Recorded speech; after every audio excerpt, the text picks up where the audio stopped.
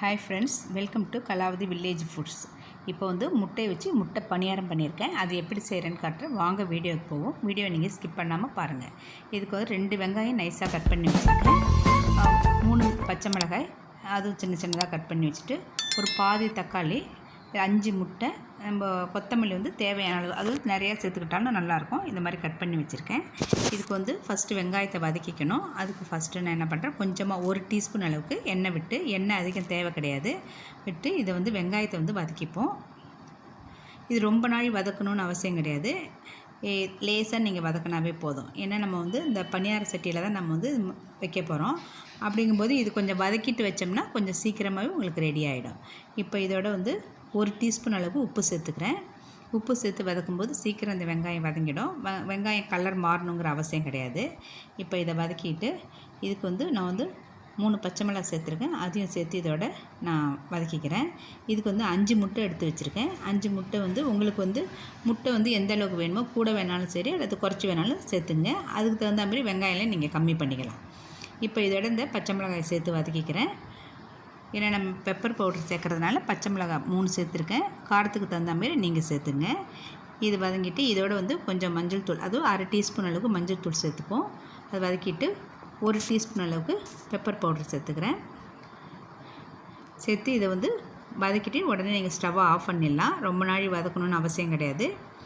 இப்போ இதை வந்து ஸ்டவ்வை ஆஃப் பண்ணிவிட்டு இது நல்லா ஆறுறதுக்கு வந்து வேறு ஒரு பாத்திரத்தில் மாற்றிடுங்க. அப்போ தான் சீக்கிரம் ஆறும். இப்போ சூட்டோடு வந்து நம்ம முட்டையை உடச்சி விட முடியாது, ஏன்னா அது வந்து அப்படியே வந்து கெட்டியாகிடும். அதனால் வேறு பாத்திரத்தில் மாற்றிட்டு நல்லா ஆற வச்சு நான் எடுத்துகிட்டு வரேன். இப்போ பாருங்கள், இப்போ வந்து இதை ஆற வச்சு நான் இதை எடுத்துகிட்டு வந்துட்டேன். இந்த மாதிரி நீங்கள் வந்து தனியாக வேறு ஒரு பாத்திரத்தில் நீங்கள் மாற்றிக்கணும். ஏன்னா வந்து இந்த வானல் வந்து நல்ல சூடாகவே இருக்கும். இப்போ வந்து இது ஆறின பிறகு இதில் வந்து முட்டையை நான் வந்து உடச்சி விட்டுறேன். அது வந்து 5 முட்டை வச்சுருக்கேன். அதை வந்து நல்லா உடச்சி எடுத்து இதில் சேர்த்துருணும். நம்ம முட்டையை நல்லா உடச்சி விட்டுட்டு இது நல்லா ஒரு ஸ்போர்க்கோ அல்லது வந்து விஸ்கு வச்சு நம்ம வந்து நல்லா கலந்து விட்டுக்கலாம். இது நல்லா கலந்து விட்டுருங்க. உப்பு உங்களுக்கு பத்தலைன்னா, தேவைப்பட்டதுன்னா கொஞ்சம் உப்பு நீங்கள் சேர்த்துக்கலாம்.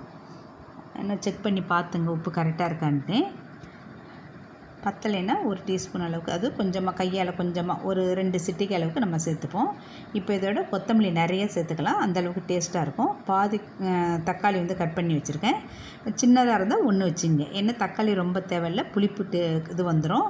இப்போ இதை வந்து லைட்டாக நீங்கள் வந்து கலந்து விட்டுருங்க. ரொம்ப நாள் கலக்க வேண்டாம். தக்காளி சேர்த்துக்க பிறகு நீங்கள் வந்து அதிகமாக கலந்துன்னா அது வந்து அப்படியே உடஞ்சிடும், கரைஞ்சி வந்துடும் உங்களுக்கு.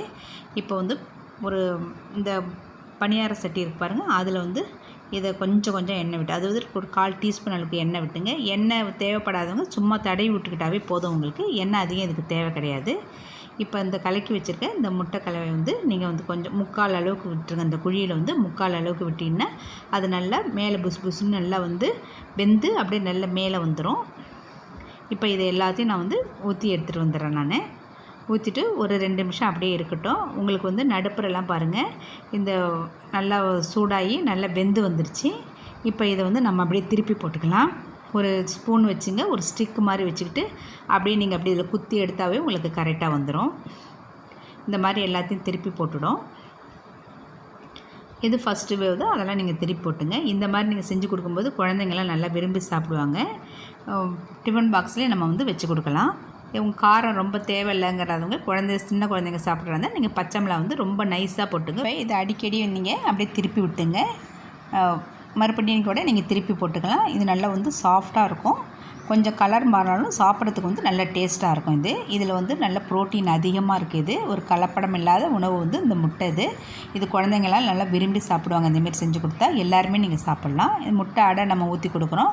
இப்படி செஞ்சு கொடுக்கும்போது பசங்க வந்து நல்லா விரும்பி சாப்பிடுவாங்க. இப்போ பாருங்கள், கொஞ்சம் கலர் சேஞ்ச் ஆகி வருது. இப்போ வந்து நீங்கள் வந்து திருப்பி போட்டுக்கிட்டு அப்படியே வந்து எல்லாத்தையும் வந்து ஒரு பிளேட்டில் எடுத்து வச்சுக்கோங்க. இதனுடைய அளவில் நான் வந்து டிஸ்கிரிப்ஷன் பாக்ஸில் கொடுக்குறேன், நீங்கள் பாருங்கள். இப்போ வந்து பிளேட்டில் மாற்றி வச்சுட்டு உங்கள்கிட்ட காட்டுறேன். இந்த மாதிரி நீங்கள் செஞ்சு பாருங்கள். செஞ்சு பார்த்துட்டு இது உங்களுக்கு பிடிச்சிருந்தா லைக் பண்ணுங்கள், ஷேர் பண்ணுங்கள், கமெண்ட் பண்ணுங்கள். மறக்காமல் சப்ஸ்கிரைப் பண்ணுங்கள், பெல் பட்டனை ப்ரெஸ் பண்ணுங்கள். நாங்கள் போடுற வீடியோலாம் அப்பப்போ உங்களுக்கு கிடைக்கும். Thank you friends.